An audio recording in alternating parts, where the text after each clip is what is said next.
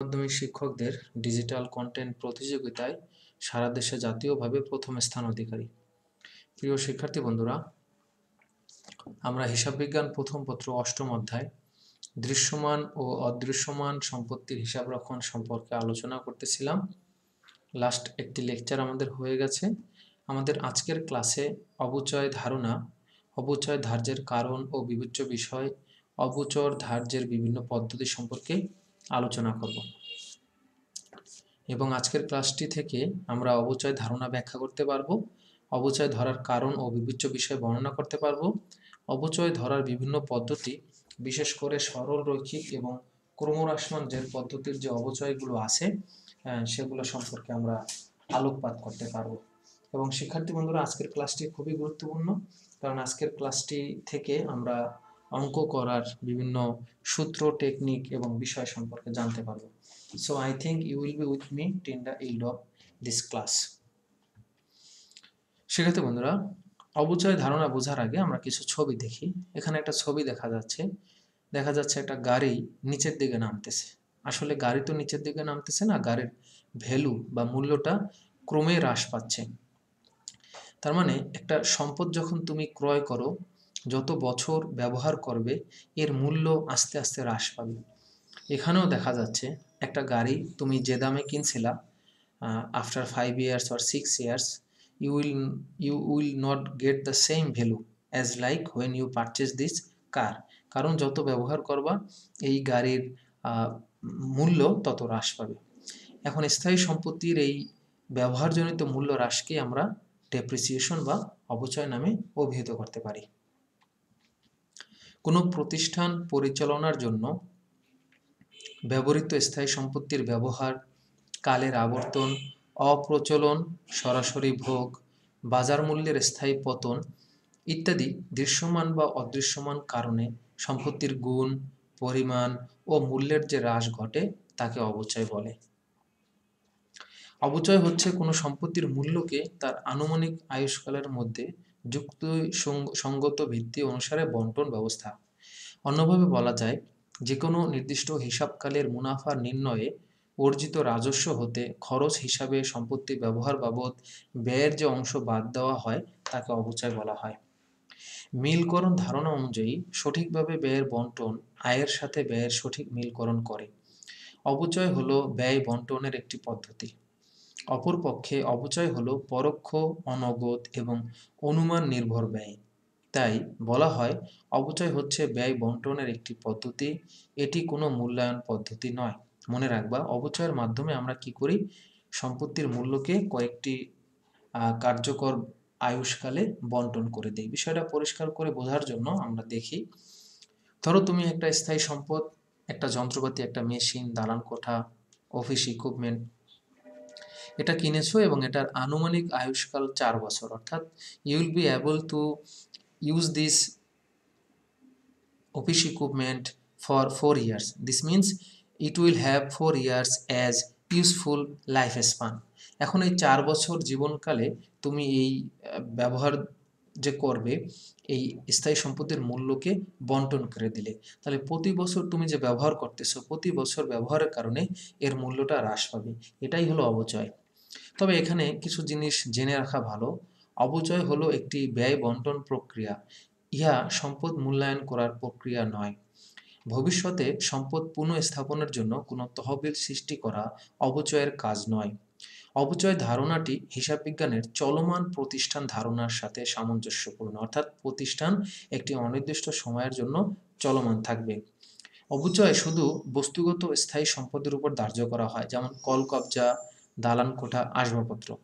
এখন তোমাদের মনে প্রশ্ন আসতে পারে, যেই সকল সম্পদ অবস্তুগত, অর্থাৎ যেগুলো আমরা দেখি না, ট্যানজেবল অ্যাসেটগুলোকে আমরা দেখি, বাট কিছু কিছু সম্পদ আছে যেগুলোকে বলা হয় ইনট্যানজেবল অ্যাসেট, ধরা যায় না, ছোঁয়া যায় না, টাচ করা যায় না, যেমন সুনাম, প্যাটেন্ট, ট্রেডমার্ক, কপিরাইট, ইজারা সম্পত্তি, গ্রন্থস্বত্ব।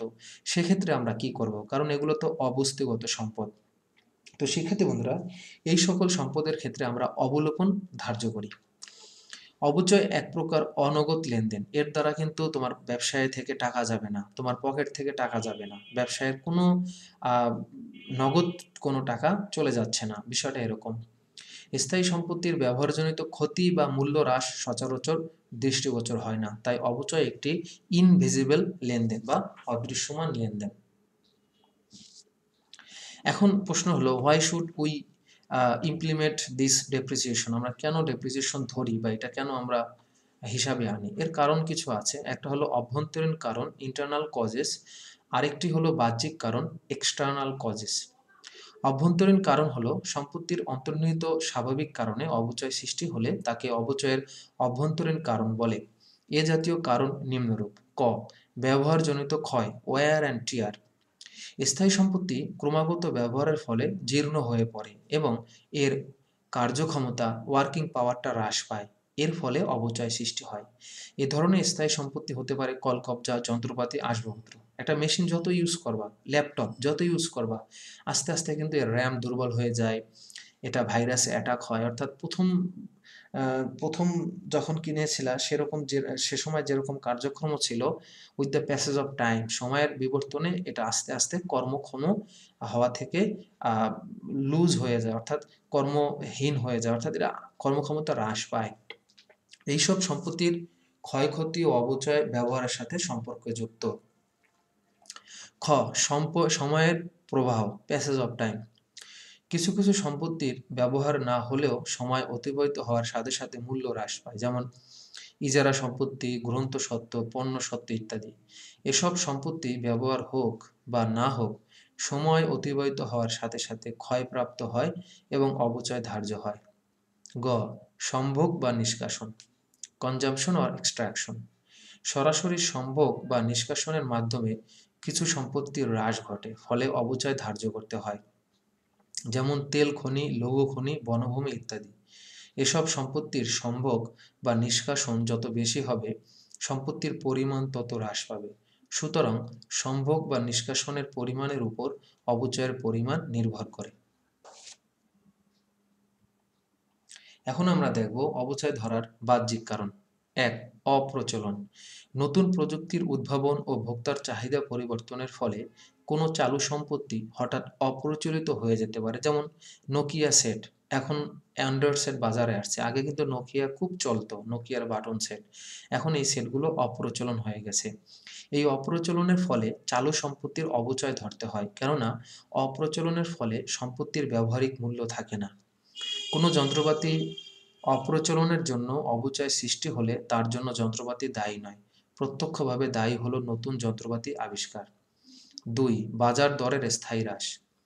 বাজার দর স্থায়ী হ্রাস পাওয়ার ফলে কোনো কোনো সম্পত্তির অবচয় ধার্য করতে হয়, যেমন শেয়ার, সিকিউরিটি ইত্যাদি সম্পত্তির বাজার মূল্যের স্থায়ী পতনজনিত ক্ষতি অবচয় রূপে বিবেচিত হয়। ৩, অব্যবহার। অনেক সময় সম্পত্তি অব্যবহার অবস্থায় পড়ে থাকার কারণে উহার গুণ, মান, পরিমাণ ও মূল্য হ্রাস পেতে পারে। অব্যবহারজনিত এই মূল্য হ্রাস অবচয়ের সৃষ্টি হয়। ৪, অস্বাভাবিক কারণ। অস্বাভাবিক কিছু কারণেও অবচয় সৃষ্টি হতে পারে, যেমন আগুন, বন্যা, ঝড়, ভূমিকম্প ইত্যাদির ফলে সম্পত্তির ক্ষতি হতে পারে, ফলে সম্পত্তির মূল্য হ্রাস পায় এবং অবচয় সৃষ্টি হয়। শিক্ষার্থী বন্ধুরা, এখন আমরা দেখব অবচয় ধার্য করার সময় কিছু বিষয় বিবেচনা করতে হয়, যার ভিতরে অন্যতম হলো সম্পত্তির ক্রয় মূল্য। সম্পত্তির ক্রয় মূল্যের উপর ভিত্তি করে সম্পত্তির অবচয় নির্ধারণ করতে হয়। সম্পত্তির ক্রয় মূল্য সম্পর্কে স্থায়ী সম্পত্তির ব্যয় নির্ধারণ অংশে বিস্তারিত আলোচনা করা হয়েছে, অর্থাৎ প্রথম লেকচারে স্থায়ী সম্পত্তির মূল্যায়নে আমি এটা আলোচনা করেছি, কেউ মিস করলে সেটা দেখে নিতে পারো। ক্রয় মূল্যকে আনুমানিক আয়ুষ্কাল দ্বারা ভাগ করে অবচয় নির্ধারণ করা হয়, তাই সম্পত্তির ক্রয় মূল্য অবচয় নির্ণয়ে খুবই গুরুত্বপূর্ণ। অর্থাৎ সম্পত্তির ক্রয় মূল্য যদি আমরা না জানি, সেক্ষেত্রে অবচয় ধার্য করা আমাদের পক্ষে সম্ভবপর হবে না। সম্পত্তির কার্যকরী জীবন, অর্থাৎ এস্টিমেটেড লাইফ অথবা ইউজফুল লাইফ। অবচয় পরিমাপের জন্য সম্পত্তি থেকে কত বছর ধরে সুবিধা ভোগ করা যাবে, অর্থাৎ how many years you will be able to use this asset or you will get the benefits, এই যে সময়টা, এই সম্পত্তির কার্যকর আয়ুষ্কাল কত সে সম্পর্কে অনুমান করা প্রয়োজন। সম্পত্তির কার্যকর আয়ুষ্কাল বলতে অনেকে বস্তুগত আয়ুষ্কাল এবং অনেকে অর্থনৈতিক আয়ুষ্কালকে বিবেচনা করেন।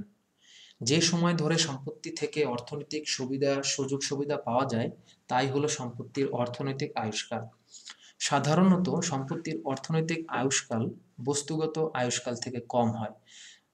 সম্পত্তির কার্যকর আয়ুষ্কাল নির্ধারণের জন্য কতগুলো বিষয় গুরুত্ব সহকারে বিবেচনা করতে হয়, যেমন মেরামত ও নবায়নের সাহায্যে সম্পত্তির যথাযথ রক্ষণাবেক্ষণ হচ্ছে কিনা, স্বাভাবিকের তুলনায় সম্পত্তিকে বেশি সময় ধরে কাজে লাগানো হচ্ছে কিনা, নতুন সম্পত্তি অধিকারের ফলে পুরনো সম্পত্তি অকেজ হওয়ার সম্ভাবনা কতখানি। এখানে উল্লেখ করা প্রয়োজন যে সম্পত্তির কার্যকর আয়ুষ্কাল সঠিকভাবে নির্ধারণ করা খুবই কষ্টসাধ্য ব্যাপার, কারণ তুমি কত বছর ধরে একটি সম্পদ ব্যবহার করবা সেটা কিন্তু আন্দাজে বা পূর্ব অনুমান করা একটু ডিফিকাল্ট। সম্পত্তির ভগ্নাবশেষ মূল্য। তো ভগ্নাবশেষ মূল্য যেটাকে ইংলিশে বলা হয় স্যালভেজ ভ্যালু বা স্ক্র্যাপ ভ্যালু, অর্থাৎ স্যালভেজ ভ্যালু মানে বিষয়টা আমি তোমাদেরকে একটা উদাহরণ দিয়ে বুঝাই। ধরো তুমি এক খণ্ড জমি কিনেছো যেখানে একটা টিন শেড ঘর আছে। এখন এখানে তুমি ৫ তলা বিল্ডিং উঠাবা, তাহলে টিন শেড ঘরটা কিন্তু তোমাকে ভাঙতে হবে। এই যে দেখো এক্সক্যাভাটর, হ্যাঁ এক্সক্যাভাটর এনে কিন্তু সেই টিন শেড ঘর ভাঙতেছে, তাই না? এখন এই টিন শেড ঘর ভাঙার কারণে টিনগুলা তুমি ভাঙারির দোকানে বিক্রি করতে পারবা, সেখান থেকে যে ইট পাওয়া গেল ভাঙারির দোকানে সেগুলো বিক্রি করতে পারবে, অর্থাৎ এখান থেকে তুমি কিছু টাকা উদ্ধার করতে পারবে। এটাকে বলা হয় ভগ্নাবশেষ মূল্য। তো একটা সম্পদ যখন আমরা কিনি, এর এস্টিমেটেড লাইফ শেষ হওয়ার পর এখান থেকে কিছু মূল্য উদ্ধার করা যায়, সেটাকে আমরা বলি স্যালভেজ ভ্যালু বা ভগ্নাবশেষ মূল্য। সম্পত্তির ভগ্নাবশেষ মূল্য নির্ধারণ করা খুব সহজ নয়। অনুমিত কার্যকালের শেষে সম্পত্তি বিক্রি করে যে মূল্য পাওয়া যাবে বলে আশা করা যায় তাকে ওই সম্পত্তির স্যালভেজ ভ্যালু বা ভগ্নাবশেষ মূল্য বলা হয়। এ মূল্যের পরিমাণ যৎসামান্য হলে তাকে শূন্য ধরা হয়, আর যদি পর্যাপ্ত হয় তাহলে সম্পত্তি ক্রয় বা হারানোর সময় ওই ভগ্নাবশেষের আনুমানিক মূল্য নির্ণয় করতে হয়। এর থেকে সম্পত্তির কার্যকালের শেষে যে সেটি অপসারণের সময় সম্ভাব্য অপসারণ সংক্রান্ত খরচ বাদ দিয়ে নিট ভগ্নাবশেষ মূল্য নির্ধারণ করতে হয়। নিট ভগ্নাবশেষ মূল্যের উপর ভিত্তি করেই আসলে অবচয়ের পরিমাণ নির্ণয় করা হয়। শিক্ষার্থী বন্ধুরা, এখন আমরা দেখব অবচয় ধরার পদ্ধতি। There are number of ways or techniques that you can use to determine the depreciation. তো এটাকে আবার দুইটা ভাগে ভাগ করা যায়, একটা হলো সময় ভিত্তিক পদ্ধতি এবং একটা হলো কার্য একক পদ্ধতি। তো আমরা সব বিষয়গুলো সম্পর্কে জানবো, অর্থাৎ আমরা সময়ভিত্তিক পদ্ধতিও জানবো, আবার কার্য একক পদ্ধতি সম্পর্কেও জানবো। সময়ভিত্তিক পদ্ধতির ভিতরে কমন যে দুটো পদ্ধতি আমরা বেশি ব্যবহার করি এবং যেগুলোর অঙ্ক ম্যাক্সিমাম সময় পরীক্ষায় আসে, তার ভিতরে একটা হলো সরলরৈখিক পদ্ধতি, একটা হলো ক্রমহ্রাসমান পদ্ধতি। এই ক্রমহ্রাসমান পদ্ধতিকে আবার কিন্তু দুইটা ভাগে ভাগ করা যায়। একটা হলো ক্রমহ্রাসমান জের পদ্ধতি, আরেকটি হলো দ্বৈত ক্রমহ্রাসমান জের পদ্ধতি। আমি অবশ্যই ইনশাল্লাহ দুটো পদ্ধতি সম্পর্কে আলোচনা করব। সময়ভিত্তিক পদ্ধতির ভিতরে আরও একটি পদ্ধতি আছে যাকে বলা হয় বর্ষ সংখ্যার সমষ্টি পদ্ধতি। কার্য একক পদ্ধতি, কর্মঘণ্টা পদ্ধতি, উৎপাদন একক পদ্ধতি, দূরত্ব বা মাইলেজ পদ্ধতি। তো এই পদ্ধতিগুলো ইনশাল্লাহ আমরা আলোচনা করব। তো আজকে প্রথমে আমরা যে পদ্ধতি সম্পর্কে আলোচনা করব সেটা হলো সরলরৈখিক পদ্ধতি বা স্থির কিস্তি পদ্ধতি বা স্ট্রেইট লাইন মেথড। স্থির কিস্তি মানে এখানে কিস্তিটা স্থির থাকবে, ফিক্সড থাকবে, এখানে অবচয়টা প্রতি বছর সমান থাকবে এবং একটা সরল রেখার মতো হবে। অর্থাৎ আমি যদি একটা সরল রেখা যদি এখন অঙ্কন করি, এখানে যেমন একটা সরল রেখা আমি অঙ্কন করছি তোমরা দেখতে পাচ্ছ, এটা কি স্থির না, সমান না, কোনো উঁচু নিচু নাই। ঠিক একইভাবে সরলরৈখিক পদ্ধতি বলার কারণ হলো এখানে অবচয় প্রতি বছর সমান হবে। এই পদ্ধতিতে একটি নির্দিষ্ট সম্পত্তির প্রত্যেক বছরের অবচয়ের পরিমাণ সমান হয়। তাই এই পদ্ধতিকে সরলরৈখিক পদ্ধতি বা স্থির কিস্তি পদ্ধতি বা স্ট্রেইট লাইন মেথড বলে। যেহেতু প্রত্যেক বছরের অবচয়ের পরিমাণ সমান থাকে, সেহেতু এ পদ্ধতিতে নির্ণয়কৃত অবচয় যদি গ্রাফে উপস্থাপন করা হয় এবং বিন্দুগুলোর মধ্যে সংযোগ স্থাপন করা হয় তাহলে একটি সরল রেখা পাওয়া যায়, তাই একে সরলরৈখিক পদ্ধতি বলা হয়। এই সরলরৈখিক পদ্ধতিতে অবচয় বের করার দুটি ওয়ে আছে। একটি হলো সূত্রের মাধ্যমে অবচয় বের করা যায় এবং সরলরৈখিক পদ্ধতির আরেকটি ওয়ে আছে, প্রথমে অবচয়ের হার নির্ণয় করে পরে সেখান থেকে আমরা অবচয় বের করতে পারি। তাহলে চলো আমরা দেখি। প্রথমে শিক্ষার্থী বন্ধুরা আমাদের সামনে যেই পদ্ধতিটা আছে সরলরৈখিক পদ্ধতি, সেটা হলো সূত্রের মাধ্যমে। এই পদ্ধতিতে স্থায়ী সম্পত্তির প্রাথমিক মূল্য থেকে ভগ্নাবশেষ মূল্য বাদ দিয়ে অবচিত মূল্য বা অবচয়যোগ্য মূল্য পাওয়া যায় এবং এই অবচয়যোগ্য মূল্যকে সম্পত্তির আনুমানিক আয়ুষ্কাল দ্বারা ভাগ করে অবচয় নির্ণয় করা হয়।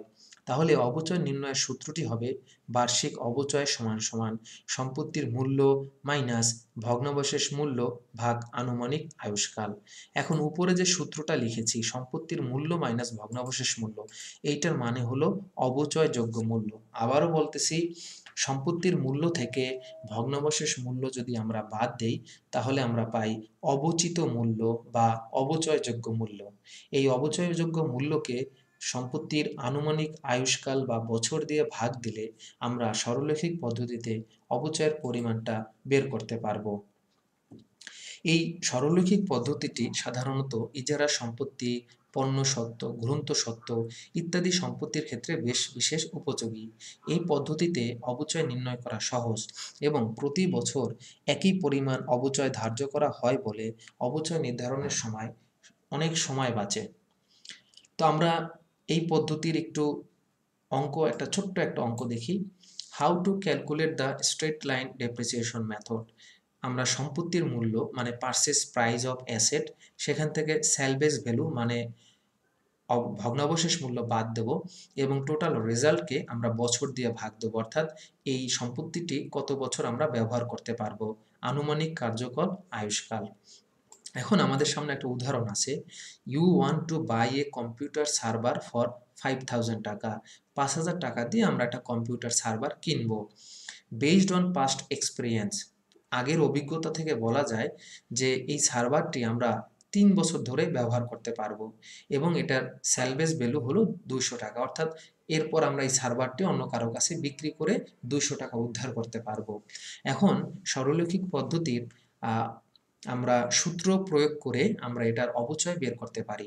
প্রথমে আমাদের সম্পত্তির মোট মূল্য বা ক্রয় মূল্য বা সম্পত্তির ব্যয় 5,000 টাকা মাইনাস ভগ্নাবশেষ মূল্য 200 টাকা, তাহলে অবচয়যোগ্য মূল্য আমাদের বের হলো 4,800 টাকা। এই 4,800 টাকা থেকে আমরা এই সার্ভারটি 3 বছর ব্যবহার করতে পারবো, অর্থাৎ এর বছর 3, তাহলে আমাদের অবচয়টা বের হবে 1,600 টাকা। আশা করি শিক্ষার্থী বন্ধুরা বিষয়টা তোমরা বুঝতে পেরেছো। এখন আমরা দেখব অবচয়ের সূত্র ব্যবহার করে কিভাবে আমরা সরলরৈখিক পদ্ধতিতে অবচয় বের করতে পারি। এক্ষেত্রে আমাদের প্রথমে অবচয়ের হারটা বের করতে হবে। এখানে 100%কে আনুমানিক আয়ুষ্কাল ধরে সেই 100%কে আমাদের ধরে নিতে হবে। 100%কে আমরা আনুমানিক আয়ুষ্কাল দিয়ে ভাগ করব, অর্থাৎ এখানে 100% ভাগ আনুমানিক আয়ুষ্কাল। যদি 5 বছর থাকে 5 দিয়ে ভাগ করব, 10 বছর থাকে 10 দিয়ে ভাগ করব, আর উপরে থাকবে কত? 100%। এভাবে আমরা বার্ষিক অবচয়ের হার বের করব এবং এরপর এর সাথে আমরা অবচয়যোগ্য মূল্য গুণ করে অবচয় বের করব। অবচয়যোগ্য মূল্য বা অবচিত মূল্য মানে কি? সম্পত্তির মোট মূল্য বা মোট ব্যয় মাইনাস ভগ্নাবশেষ মূল্য। তাহলে প্রথমে আমাদের যে কাজটা করতে হবে অবচয়ের হার বের করতে হবে। কিভাবে? 100% ভাগ আনুমানিক আয়ুষ্কাল।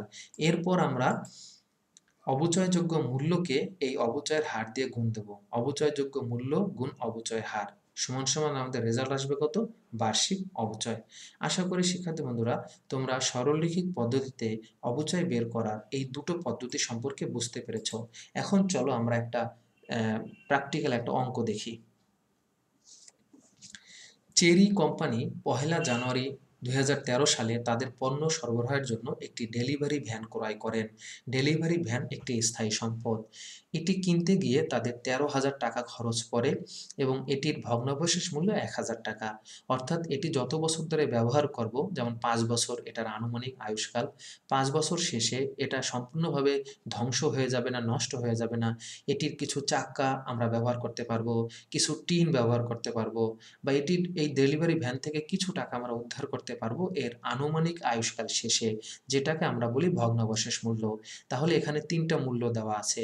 ক্রয় মূল্য, ভগ্নাবশেষ মূল্য, এবং 13,000 থেকে যদি আমরা 1,000 টাকা বাদ দিই, 12,000 টাকা হলো আমাদের অবচয়যোগ্য মূল্য। আর আনুমানিক আয়ুষ্কাল দেওয়া আছে 5 বছর। আমরা সরলরৈখিক পদ্ধতি ব্যবহার করে এর অবচয় বের করব। আমি যে দুটি পদ্ধতি দেখিয়েছিলাম, ইনশাল্লাহ সেই দুটি পদ্ধতির মাধ্যমে আমি এই প্রবলেমটা সলভ করলাম। প্রথমে আমরা সূত্র প্রয়োগের মাধ্যমে অবচয় বের করব। তো এখানে সূত্র প্রয়োগের মাধ্যমে কিভাবে আমরা অবচয় বের করব, আমাদের সূত্রটা কি আছে আমরা জানি, সম্পত্তির মোট মূল্য মাইনাস ভগ্নাবশেষ মূল্য ভাগ আনুমানিক আয়ুষ্কাল। এখানে আমাদের সম্পত্তির মোট মূল্য আছে 13,000, ভগ্নাবশেষ মূল্য আছে 1,000 এবং আয়ুষ্কাল আছে 5 বছর। তাহলে 13,000 থেকে যদি আমরা 1,000 বাদ দিই, অবচয়যোগ্য মূল্য বের হয় 12,000। তাকে যদি আমরা 5 দিয়ে ভাগ দেই, তাহলে আমাদের অবচয় বের হয় 2,400। এখন এইটা আমরা দ্বিতীয় যে সূত্রটি জেনেছিলাম অবচয় হার নির্ণয়ের মাধ্যমে, সেই সূত্রটা আমরা দেখি। তো প্রথমে আমাদের যেটা কাজ করতে হবে, অবচয়ের হার বের করতে হবে। অবচয় হার যদি আমরা পাই, অবচয়যোগ্য মূল্যকে অবচয় হার দিয়ে যদি আমরা গুণ দিই, তাহলে আমরা বার্ষিক অবচয়টা পাবো। তো এখানে 12,000 টাকা হলো অবচয়যোগ্য মূল্য, আর অবচয় হার হলো 20%, এবং আমাদের রেজাল্ট বের হলো 2,400 টাকা। এখন তোমাদের মনে প্রশ্ন আসতে পারে, স্যার অবচয় হারটা কিভাবে পেলাম? অবচয় হার বের করার সূত্র হলো 100% ভাগ বছর। 100%টা এটা ফিক্সড, আর বছর এখানে কয় বছর আছে? 5, তাহলে আমাদের অবচয় হার হবে 20%। এখন অবচয়যোগ্য মূল্য আছে 12,000, এটাকে যদি আমরা 20% দিয়ে গুণ দেই, তাহলে আমাদের সরলরৈখিক পদ্ধতিতে অবচয়ের পরিমাণ বের হবে 2,400। তাহলে দুটো পদ্ধতিই কিন্তু আমাদের রেজাল্ট কি হলো? সমান। অর্থাৎ তুমি সূত্র প্রয়োগ করেও রেজাল্ট বের করতে পারো, 2,400 হবে, অথবা সরাসরি তুমি অবচয় হার বের করে সেখান থেকেও তুমি অবচয়টা বের করতে পারো। আশা করি শিক্ষার্থী বন্ধুরা সরলরৈখিক পদ্ধতিতে অবচয় কিভাবে বের করব সেই জিনিসটা তোমরা বুঝতে পারলা। এখন খুব গুরুত্বপূর্ণ যে বিষয়টা, সেটা হলো আমরা অবচয় সারণী তৈরি করছি। এটা প্রায়ই কিন্তু তোমাদের পরীক্ষায় আসে, অবচয় সারণী বা অবচয় তালিকা। অর্থাৎ 5 বছরের জন্য আমরা এই সম্পত্তি কিনেছি এবং সম্পত্তির ক্রয় মূল্য 13,000 টাকা, ভগ্নাবশেষ মূল্য 1,000 টাকা। তার মানে এই 5 বছর শেষে এই সম্পত্তির মূল্য একেবারে শূন্য হবে না, কারণ আমরা দেখতে পাচ্ছি 5 বছর শেষে আমরা সম্পত্তি থেকে 1,000 টাকা আমরা কি করতে পারবো? ভগ্নাবশেষ মূল্য উদ্ধার করতে পারবো। এই বিষয়টাই আমরা এখন টেবিলের মাধ্যমে প্রকাশ করব। এটাকে বলা হয় অবচয় সারণী বা অবচয় তালিকা। তো এখানে 6টা ঘর হবে। অবচয় তালিকায় মোট কয়টা ঘর হবে শিক্ষার্থী বন্ধুরা? 6টা ঘর হবে। মাথার ভিতরে সেট করে নাও। প্রথমে হবে আমাদের বছর, প্রথম কলাম বা ঘরে হবে বছর। পরের ঘরে হবে অবচয়যোগ্য মূল্য, পরের ঘরে হবে অবচিত মূল্য বা অবচয়যোগ্য মূল্য। 3 নাম্বার ঘর বা কলামে হবে অবচয়ের হার, এবং শেষের ঘরে হবে, এর পরের ঘরে হবে অবচয়। অবচয়যোগ্য মূল্যকে আমরা অবচয়ের হার দিয়ে যদি গুণ দেই, তাহলে আমরা বার্ষিক অবচয় পাবো। এর পরের ঘর হলো পুঞ্জীবিত অবচয়। অনেকের মনে প্রশ্ন আসতে পারে, পুঞ্জীবিত অবচয় কি? পুঞ্জীবিত অবচয় মানে হলো প্রতি বছরের অবচয় একসাথে জমা করা। অর্থাৎ আমাদের এখানে 5টি বছর আছে। তুমি 2013 সালের যে অবচয় হবে, সেটাকে 2014 সালের অবচয়ের সাথে যোগ করলে পুঞ্জীবিত অবচয় পাবে। আবার সেটাকে যদি 2015 সালের অবচয়ের সাথে যোগ করো, আবার 2015 সালে পুঞ্জীবিত অবচয় পাবে। এরকম 5 বছর শেষে প্রত্যেক বছরের অবচয় একত্রে যোগ করা হলে আমরা যে ফাইনাল ফিগার পাবো, সেটা হলো এই সম্পত্তির পুঞ্জীবিত অবচয়, যেটাকে অবচয় সঞ্চিতি বা ইংলিশে অ্যাকুমুলেটেড ডেপ্রিসিয়েশনও বলা হয়। এটা অনেকটা চলমান জেরশক খতিয়ানের মতো। আমরা চলমান জেরশকের খতিয়ান করেছি, ওখানে ডেবিটের সাথে ডেবিট হলে যেভাবে আমরা যোগ করেছি, পুঞ্জীবিত অবস্থায় একই সিস্টেম। আর ষষ্ঠ ও শেষ ঘরে হবে বহিমূল্য বা পুস্তক মূল্য, যেটাকে বলা হয় রিটেন ডাউন ভ্যালু। অর্থাৎ এই সম্পত্তির আর কত মূল্য বাকি আছে সেটা জানার জন্য আমরা বহিমূল্য বা পুস্তক মূল্য থেকে জানতে পারি। তাহলে বহিমূল্য বা পুস্তক মূল্য হলো একটি সম্পত্তির কত মূল্য আর বাকি আছে সেটা জানা যাবে। এখন তোমাদের মনে প্রশ্ন আসতে পারে যে স্যার এই পুস্তক মূল্য বা বহিমূল্যটা আমরা কিভাবে বের করব? তো এই পুস্তক মূল্য বা বহিমূল্য বের করার সূত্র হলো সম্পত্তির, আমাদের যে সম্পত্তির দাম আছে, সম্পত্তির যে আমাদের দাম বা সম্পত্তির যে ক্রয় মূল্য যেটা আছে, সেই ক্রয় মূল্য থেকে আমরা যদি পুঞ্জীবিত অবচয় বাদ দিই, আমরা যদি পুঞ্জীবিত অবচয় শিক্ষার্থী বন্ধুরা বাদ দেই, পুঞ্জীবিত অবচয় বাদ দেই, তাহলেই আমরা ওই সম্পত্তির বহিমূল্য বা পুস্তক মূল্য পেয়ে যাব। তাহলে পুস্তক মূল্য বের করার সূত্রটা কি শিক্ষার্থী বন্ধুরা? সম্পত্তির ক্রয় মূল্য থেকে পুঞ্জীবিত অবচয় বাদ দিলে আমরা পুস্তক মূল্য বা বহিমূল্য পেয়ে যাব। তাহলে চলো আমরা প্রথম ঘরে কি করব? প্রথম ঘরে আমাদের বছর, তাহলে এখানে আমাদের বছর আছে 5টা। আমরা 2013 সালে মেশিন কিনেছি, তাহলে 13, 14, 15, 16, 17, 5টি বছর আমরা লিখব। পরের ঘরে আমরা লিখব অবচয়যোগ্য মূল্য। পরের ঘরে কি লিখব শিক্ষার্থী বন্ধুরা? অবচয়যোগ্য মূল্য। পরের ঘরটা হলো আমাদের অবচয়যোগ্য মূল্য। অবচয়যোগ্য মূল্য আমরা কিভাবে পাবো? আমরা কিন্তু অলরেডি অবচয়যোগ্য মূল্য নির্ণয় করা শিখেছি। কিভাবে পাবো? সম্পত্তির ক্রয় মূল্য থেকে ভগ্নাবশেষ মূল্য বাদ দিলে আমাদের অবচয়যোগ্য মূল্য বের হবে। এখানে একটি কথা আমি ফাঁকে বলে দিচ্ছি, আমরা যখন সরলরৈখিক পদ্ধতিতে অবচয় সারণী করি তখন কিন্তু অবচয়যোগ্য মূল্য প্রতি বছর সেম দেখায়। কেন? কারণ এটা সরলরৈখিক পদ্ধতি। এখানে প্রতি বছর সম্পত্তির মূল্য সেম থাকবে, কারণ সম্পত্তির যেই মূল মূল্য সেইটার উপরই আমরা প্রতি বছর সমানভাবে অবচয় ধরি। কিন্তু ক্রমহ্রাসমান পদ্ধতি, একটু পরেই আমি তোমাদেরকে ক্রমহ্রাসমান পদ্ধতি দেখাবো, যেখানে সম্পত্তির মূল্য ক্রমে ক্রমে হ্রাস পায় এবং তখন ভগ্নাবশেষ মূল্য আসে না। অর্থাৎ ক্রমহ্রাসমান পদ্ধতি যখন করব তখন আমরা অবচয় ধরার ক্ষেত্রে সম্পত্তির মোট প্রারম্ভিক মূল্যের উপরে অবচয়টা আমরা ধরি, অর্থাৎ সেখানে ভগ্নাবশেষ মূল্য আসে না, মানে বাদ যায় না। কিন্তু সরলরৈখিক পদ্ধতি, অর্থাৎ এই যে পদ্ধতি বা যেই ছকটা আমাদের সামনে মোবাইলের স্ক্রিনে আছে, এটা হলো সরলরৈখিক পদ্ধতি। এইখানে প্রতি বছর আমরা যদি দেখি শিক্ষার্থী বন্ধুরা, প্রতি বছর এখানে কিন্তু টাকার পরিমাণটা সমান, কারণ এটা সরলরৈখিক, প্রতি বছর সমান হবে এবং ক্রয় মূল্য থেকে ভগ্নাবশেষ মূল্য বাদ দিয়ে। 3 নম্বর ঘরে আমাদের অবচয় হার, আমরা কিন্তু অলরেডি অবচয় হারটা বের করেছি 20%। আমরা অবচয় হার যে বের করার সিস্টেম 100% ভাগ বছর, সেভাবে কিন্তু আমরা এই অবচয়ের হারটা বের করে ফেলেছি। 4 নাম্বার ঘরে আমাদের বার্ষিক অবচয়টা আমরা বের করব। এটা কিভাবে বের করব? আমরা 12,000-কে 20% দিয়ে গুণ দিয়ে প্রতি বছর অবচয়টা আমাদের কি হবে? সমান। শিক্ষার্থী বন্ধুরা, আমরা যদি এখানে দেখি যে প্রতি বছর অবচয়টা কিন্তু আমাদের কি আছে? সমান। কেন? কারণ এটা সরলরৈখিক পদ্ধতি। সরলরৈখিক পদ্ধতিতে প্রতি বছর অবচয়ের পরিমাণ শিক্ষার্থীরা সমান হবে। শেষের যে ঘরটা আমাদের আছে, এর পরের ঘরটা আমাদের আছে পুঞ্জীবিত অবচয়ের ঘর। পরের ঘরটা আমাদের কি শিক্ষার্থী বন্ধুরা? পুঞ্জীবিত অবচয়ের ঘর। পুঞ্জীবিত অবচয় বা অবচয় সঞ্চিতি। তো এখানে পুঞ্জীবিত অবচয়টা কিভাবে বের করব আমি তোমাদেরকে একটু আগে বলে দিয়েছি, যে সম্পত্তির এটা না, পুঞ্জীবিত অবচয় বের করার সিস্টেম হলো প্রতি বছরের অবচয় আমরা একটার সাথে একটা যোগ করব। বিষয়টা আমি তোমাদেরকে একটু দেখাচ্ছি, তাহলে তোমরা বুঝতে পারবে। যেমন প্রথম বছরের পুঞ্জীবিত অবচয় আর অবচয় সেম হবে, এর পরের বছরে পুঞ্জীবিত অবচয়টা যোগ হবে, অর্থাৎ 2400-র সাথে পরের বছর অবচয় যোগ হবে। তাহলে 2014 সালে পুঞ্জীবিত অবচয় বের হবে 4,800 টাকা। এখন এইটার সাথে আবার 2015 সালের অবচয় যদি আমরা 2400 যোগ দেই, তাহলে 2015 সালে মোট পুঞ্জীবিত অবচয় আমাদের বের হবে 7,200 টাকা। এর সাথে 2016 সালের পুঞ্জীবিত অবচয় যদি আমরা যোগ দিই, তাহলে 2016 সালে আমাদের পুঞ্জীবিত অবচয় বের হবে 9,600 টাকা। এর সাথে 2017 সালের অবচয় যদি আমরা আবার যোগ দিই, তাহলে 2017 সালে আমাদের মোট এবং ফাইনাল পুঞ্জীবিত অবচয় বের হবে 12,000 টাকা। তোমাদের যদি কারো ফিনান্স সাবজেক্টটি থেকে থাকে, মূলধন বাজেটিং অধ্যায়ে পেব্যাক পিরিয়ড নির্ণয়ের ক্ষেত্রে ক্রমযোজিত নগদ আন্তঃপ্রবাহ আমরা নির্ণয় করা শিখেছিলাম, সেইটা আর এই পুঞ্জীবিত অবচয় সেম, অর্থাৎ প্রত্যেক বছর অবচয়টি আপডেট করব। সবাই আশা করি শিক্ষার্থী বন্ধুরা আমরা বুঝতে পেরেছি যে পুঞ্জীবিত অবচয় আমরা কিভাবে নির্ণয় করব।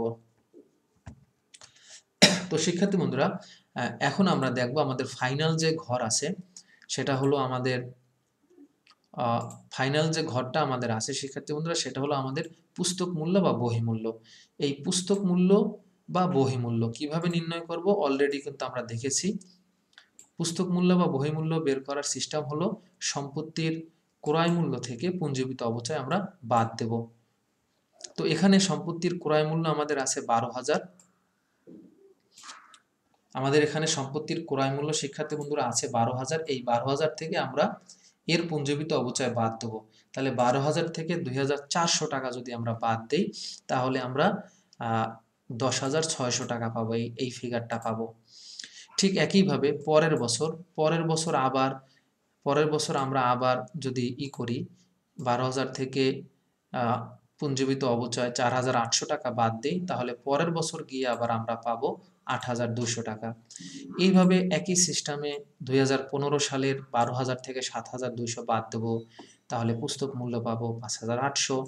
2016 সালে 12,000 থেকে 9,600 বাদ দেবো, পুস্তক মূল্য পাবো আমরা কত? 3,400 টাকা। ঠিক একইভাবে আমরা 2017 সালে, আচ্ছা আমি বোধহয় একটু ভুল বলছি, এটা ক্রয় মূল্য থেকে বাদ হবে শিক্ষার্থী বন্ধুরা। এটা কোনটা থেকে বাদ হবে? ক্রয় মূল্য থেকে। আমি তোমাদেরকে একটু সংশোধন করে দেই শিক্ষার্থী বন্ধুরা, আমি অনিচ্ছাকৃত ভুলের জন্য ক্ষমা প্রার্থী। পুস্তক মূল্যের সূত্রটা কি? সম্পত্তির ক্রয় মূল্য থেকে পুঞ্জীভূত অবচয়। অর্থাৎ আমাদের এখানে ক্রয় মূল্য কত আছে শিক্ষার্থী বন্ধুরা? 13,000 টাকা। আমরা একটু যদি দেখি, এই যে দেখো সম্পত্তির ক্রয় মূল্য কত আছে? 13,000 টাকা। আমরা সূত্রটা কি বলেছি পুস্তক মূল্য বের করার সূত্র? পুস্তক মূল্য বা সমাপনী মূল্য বা বহিঃমূল্য, সম্পত্তির ক্রয় মূল্য থেকে পুঞ্জীভূত অবচয়টা বাদ যাবে। তাহলে আমাদের ক্রয় মূল্য আছে 13,000, আর প্রথম বছরে আমাদের পুঞ্জীভূত অবচয় আছে 2,400 টাকা। এখন তুমি ক্যালকুলেটর নাও, 13,000 থেকে তুমি যদি 13,000 থেকে যদি তুমি 2,400 বাদ দাও, তাহলে দেখবা তোমার অ্যান্সার বের হবে 10,600 টাকা। ঠিক একইভাবে শিক্ষার্থী বন্ধুরা, একই সিস্টেমে আমরা পরের বছর অর্থাৎ 2014 সালের আমরা যদি পুস্তক মূল্য বের করতে চাই, তাহলে কি করব? ক্রয় মূল্য, অর্থাৎ আমাদের 13,000 টাকা হলো ক্রয় মূল্য, ক্রয় মূল্য থেকে আমরা এই পুস্তক মূল্য বাদ দেব 4,800। তাহলে আমরা 2014 সালে পুস্তক মূল্য পাবো 8,200 টাকা। ঠিক একইভাবে শিক্ষার্থী বন্ধুরা, আমরা যদি 2015 সালেরটা বের করতে চাই, ক্রয় মূল্য 13,000 থেকে 7,200 টাকা বাদ দেবো, তাহলে পাবো 5,800 পুস্তক মূল্য। একই সিস্টেমে 2016 সালে 13,000 টাকা থেকে আমরা 2016 সালের যে আমাদের পুঞ্জীভূত অবচয় আছে 9,600, সেটা বাদ দিলে আমরা পুস্তক মূল্য পাবো 3,600। একই সিস্টেমে আমরা যদি 2017 সালেরটা দেখি শিক্ষার্থী বন্ধুরা, একই সিস্টেমে যদি আমরা 2017 সালেরটা দেখি, 2017 সালে আমাদের পুঞ্জীভূত অবচয় আছে 12,000 টাকা, আর আমাদের ক্রয় মূল্য 13,000 টাকা। তাহলে দেখো এই সম্পত্তির শেষে গিয়ে সম্পত্তির মূল্য শূন্য হয়নি। সম্পত্তির মূল্য কি হয়নি শিক্ষার্থী বন্ধুরা? শূন্য হয়নি। আমরা যদি দেখি আমাদের শেষে আমাদের সম্পত্তির মূল্য দাঁড়াইছে পুস্তক মূল্য 1,000 টাকা, কারণ শেষ বছরে আমাদের কিন্তু ভগ্নাবশেষ মূল্য আছে। দেখো এই যে শেষ বছরে আমাদের ভগ্নাবশেষ মূল্য কত? 1,000 টাকা। এবং এই 1,000 টাকার সাথে শিক্ষার্থী বন্ধুরা, এই 1,000 টাকার সাথে এই 1,000 টাকা দেখো মিলে গেছে। অর্থাৎ 2017 সালে গিয়ে তোমার এই সম্পত্তির আর মূল্য বাকি আছে 1,000, সেটাই কিন্তু ভগ্নাবশেষ মূল্য হিসাবে এর আনুমানিক আয়ুষ্কাল, মানে 5 বছর শেষে আমরা পাবো। এটাই হলো ভগ্নাবশেষ মূল্য, এবং এই মূল্যটাই আমরা 2017 সাল শেষে দেখেছি যে আমাদের এই টাকাটা বাকি আছে। আশা করি শিক্ষার্থী বন্ধুরা তোমরা সরলরৈখিক পদ্ধতিতে অবচয় সারণী কিভাবে তৈরি করবে সেই বিষয়টা তোমাদেরকে আমি বুঝিয়ে দিলাম। তো শিক্ষার্থী বন্ধুরা, এখানে একটা বিষয় আমি একটু ক্লিয়ার করি। এখানে আমরা অবচয় কিন্তু বার্ষিকভাবে ধরছি। আমি তোমাদেরকে একটু ধরাই দেই, তাহলে তোমরা ইনশাল্লাহ আশা করি বুঝতে পারবে। এখানে কিন্তু আমরা বার্ষিক অবচয় ধরেছি, অর্থাৎ আমরা 12 মাস কল্পনা করে 12 মাসের অবচয় ধরেছি। অর্থাৎ আমরা মেশিনটা কিনেছিলাম জানুয়ারি মাসের 1 তারিখ, 2013 সালের জানুয়ারি মাসের 1 তারিখ আমরা মেশিনটা কিনেছি। কিন্তু এমনও তো হতে পারে যে আমরা মেশিনটা জানুয়ারির 1 এপ্রিল তারিখে কিনতে পারি। কি আমরা কিনতে পারি না? রাইট, আমরা কিনতে পারি। বা 1 জুলাই তারিখে কিনতে পারি মেশিনটা। অথবা এমনও তো হতে পারে যে মেশিনটা আমরা 1 অক্টোবর তারিখে আমরা মেশিনটা কখন কিনতে পারি শিক্ষার্থী বন্ধুরা? এমনও হতে পারে যে আমরা 1 অক্টোবর তারিখে এই মেশিন বা ডেলিভারি ভ্যানটি কিনেছি। আমাদের যে উদ্দীপকের যে সম্পদটা আছে ডেলিভারি ভ্যান বা মেশিন যাই হোক। তো সেক্ষেত্রে আমরা অবচয় কিভাবে করব? তো ভয়ের কোনো কারণ নাই শিক্ষার্থী বন্ধুরা। সেই বিষয়টা আমি তোমাদেরকে ক্লিয়ার করে দিচ্ছি। তো সেক্ষেত্রে আমরা যে কাজটা করব, আমরা আমাদের যে অবচয়যোগ্য মূল্য আছে সেটা তো তোমরাই জানো। অবচয়যোগ্য মূল্য মানে হলো আমাদের সম্পত্তির ক্রয় মূল্য থেকে আমরা যেই আ আমাদের যে ভগ্নাবশেষ মূল্য, সেই ভগ্নাবশেষ মূল্যটা আমরা বাদ দেব। এটা তো তোমরা জানোই। এটা নিয়ে তোমাদের কোনো প্রবলেম আশা করি থাকার কথা না। তো শিক্ষার্থী বন্ধুরা, আমাদের অবচয় হার দেওয়া আছে 20%। তো এখানে ১ম টা হলো যদি ১লা এপ্রিল থাকে, ১ম টা আমরা দেখি আগে। যদি ১লা এপ্রিল থাকে, তার মানে আমরা এটা কয় মাস ব্যবহার করতে পারবো? ১লা এপ্রিল মানে শিক্ষার্থী বন্ধুরা এপ্রিল মাস পুরো। তাহলে April, May, June, July, August, September, October, November, December. তুমি হাতের কর গোনো, কর গুনে তুমি পেয়ে যাবা যে আমরা কয় মাস ব্যবহার করতে পারবো? ৯ মাস। আর আমাদের মাস আছে কত? ১২। আমাদের মাস আছে কত শিক্ষার্থী বন্ধুরা? ১ বছরে ১২। তো সেক্ষেত্রে ২,৪০০ টাকার যেটা আমরা পাবো সেটা আমরা ৯ মাস ব্যবহার করব এবং ১২ দিয়ে ভাগ দেব। সেক্ষেত্রে আমাদের অবচয়ের পরিমাণ হতো শিক্ষার্থী বন্ধুরা ১৮০০ টাকা। আমাদের অবচয়ের পরিমাণ কত হতো শিক্ষার্থী বন্ধুরা? ১৮০০ টাকা। আশা করি বিষয়টা তোমরা শিক্ষার্থী বন্ধুরা বুঝতে পেরেছো। আমি একটু বড় করে দেই যাতে তোমরা আরো সহজে বুঝতে পারো বা তোমাদের বুঝতে কোনো কষ্ট না হয়। আমি আরেকটু বড় করে দিলাম। তাহলে শিক্ষার্থী বন্ধুরা, এইখানে যে আমরা ১ম বছরে অবচয় লিখেছিলাম ১৮০০, ২৪০০, কিন্তু সেটা হয়ে যাবে কত? ১৮০০। যদি এটা আমাদের এরকম হতো যে আমরা এই টাকাটা যদি আমরা এই ডেলিভারি ভ্যানটা যদি আমরা জানুয়ারি মাসের ১ তারিখের পরিবর্তে যদি ১লা এপ্রিল তারিখ কিনতাম, তাহলে শুধুমাত্র চেঞ্জটা শুধুমাত্র কিন্তু এই ২০১৩ সালে হতো। আমি আবারও বলতেছি শিক্ষার্থী বন্ধুরা, শুধুমাত্র ২০১৩ সালের অবচয়টা হতো ১৮০০ টাকা। বাট বাকি যে বছরগুলো আছে ১৪, ১৫, ১৬, ১৭, এখানে কোনো পরিবর্তন হতো না। কেন? ২০১৪ সালে ফুল বছর তুমি এই ডেলিভারি ভ্যানটা ব্যবহার করতে পেরেছো। ২০১৫ সালেও সম্পূর্ণ বছর ব্যবহার করতে পেরেছো। ২০১৬ এবং ১৭। শুধুমাত্র ২০১৩ সালের ১লা এপ্রিল হওয়ার কারণে তুমি ৯ মাস ব্যবহার করতে পেরেছো। তাই ২০১৩ সালের আমাদের অবচয়টা হবে কত শিক্ষার্থী বন্ধুরা? ১৮০০ টাকা। তো আশা করি শিক্ষার্থী বন্ধুরা এই বিষয়টা বুঝতে পেরেছো। এখন আসো যদি ১লা জুলাই হয়।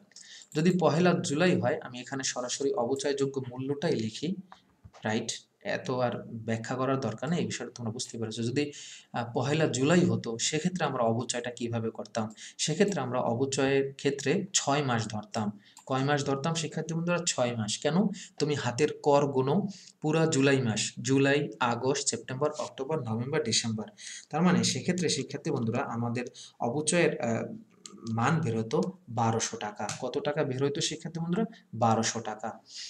তো যদি ১লা জুলাই না কিনে আমরা যদি ২০১৩ সালের ১লা অক্টোবর তারিখে, অর্থাৎ আ ২০১৩ সালের ১লা অক্টোবর তারিখে যদি ডেলিভারি ভ্যানটা কিনতাম, সেক্ষেত্রে আমরা অবচয় ধরতাম ৩ মাসের। কয় মাসের ধরতাম শিক্ষার্থী বন্ধুরা? ৩ মাসের। কেন? পুরো অক্টোবর, নভেম্বর, ডিসেম্বর। ২০১৩ সালে মাত্র ৩ মাসের জন্য তুমি এই ডেলিভারি ভ্যানটি ব্যবহার করার সুযোগ পাইছো। তুমি জানুয়ারি মাস থেকে তো সুযোগ পাও নাই।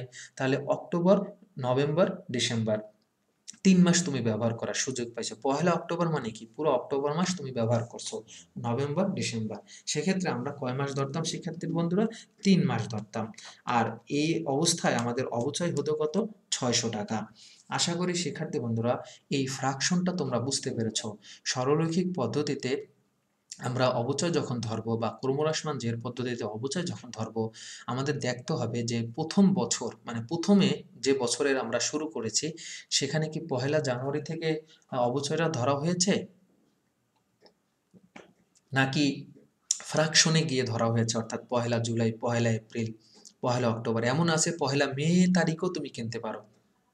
১লা নভেম্বরও তুমি কিনতে পারো। যখনই তুমি কেনো ডিসেম্বর পর্যন্ত গুনে তুমি মাসটা বের করবা। এটা কিন্তু প্রথম বছরে।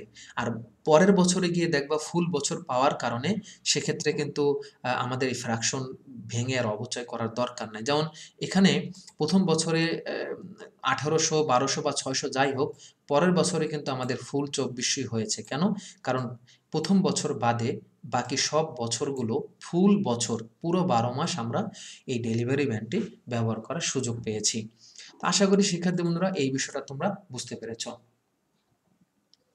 শিক্ষার্থী বন্ধুরা, এই যে সরলরৈখিক পদ্ধতি সম্পর্কে আমরা জানলাম, এখানে আমরা একটি বিষয় ঘুরে ফিরে একটু আগে তোমাদেরকে আমি আলোচনা করে দিয়েছি, সেটা হলো পুঞ্জীবিত অবচয়, যেটাকে ইংলিশে বলা হয় অ্যাকুমুলেটেড ডেপ্রিসিয়েশন বা অবচয় সঞ্চিতি। অর্থাৎ প্রত্যেক বছরের অবচয় একটার সাথে একটা যোগ করে ফাইনাল যে আমরা অবচয়টা পাই, মানে সব একত্রে করে, সেটাকে কিন্তু আমরা বলি পুঞ্জীবিত অবচয়। তো এই পুঞ্জীবিত অবচয়ের যা সিস্টেমটা হলো, আমরা যে অবচয় বের করি, এই অবচয়কে আমরা যত আয়ুষ্কাল আছে ওই সম্পত্তির, ওটা দিয়ে যদি গুণ দিই, তাহলেই কিন্তু আমাদের অ্যাকুমুলেটেড ডেপ্রিসিয়েশন বা পুঞ্জীবিত অবচয় বা অবচয় সঞ্চিতি বের হয়ে যাবে। জাস্ট তুমি অবচয় বের করবা এবং কয় বছর তুমি ব্যবহার করবা সেটা দিয়ে গুণ দেবা। এটা কিন্তু সরলরৈখিক পদ্ধতির ক্ষেত্রে। তবে ক্রমহ্রাসমান পদ্ধতির ক্ষেত্রে এরকম হবে না। কেন? ক্রমহ্রাসমান পদ্ধতিতে প্রতি বছর অবচয় সমান না, অবচয় ক্রমে হ্রাস পাবে। আর সরলরৈখিক পদ্ধতিতে এই ফর্মুলা ব্যবহার করে আমরা পুঞ্জীবিত অবচয় বের করতে পারি। কেন? কারণ সরলরৈখিক পদ্ধতিতে আমরা যদি দেখি আমাদের অবচয় প্রতি বছর কি আছে? সমান, প্রতি বছর সমান। জাস্ট এটাকে আমরা যদি এখন ৫ দিয়ে গুণ দেই, তাহলেই কিন্তু আমরা এই পুঞ্জীবিত অবচয় পেয়ে যাব। আর পুঞ্জীবিত অবচয় যদি পাই, ক্রয় মূল্য থেকে পুঞ্জীবিত অবচয় বাদ দিলে আমরা পুস্তক মূল্য পাবো, এবং এই পুস্তক মূল্য মানে এইটার যে মূল্যটা বাকি আছে, এবং এইটা দেখো ভগ্নাবশেষ মূল্যের সাথে ম্যাচ করবে। আশা করি শিক্ষার্থী বন্ধুরা এই সরলরৈখিক পদ্ধতির অবচয় কিভাবে ধরবো এবং এটার সারণী কিরকম হবে, এই বিষয়ে তোমরা ডিটেলস বুঝতে পেরেছ। তো নেক্সট ক্লাসে আমরা শিক্ষার্থী বন্ধুরা বাকি যে পদ্ধতিগুলো আছে, বিশেষ করে ক্রমহ্রাসমান জের পদ্ধতি এবং অন্য যে পদ্ধতিগুলো আছে, সেগুলো নিয়ে আমরা ইনশাল্লাহ আলোচনা করব। আমাদের কিন্তু আরও বেশ কিছু পদ্ধতি আছে। ক্রমহ্রাসমান জের পদ্ধতি, দ্বৈত ক্রমহ্রাসমান জের পদ্ধতি, এরপর ঘন্টা পদ্ধতি, মাইলেজ পদ্ধতি। যদিও পরীক্ষায় আমাদের সরলরৈখিক পদ্ধতি এবং ক্রমহ্রাসমান জের পদ্ধতি বেশি আসে।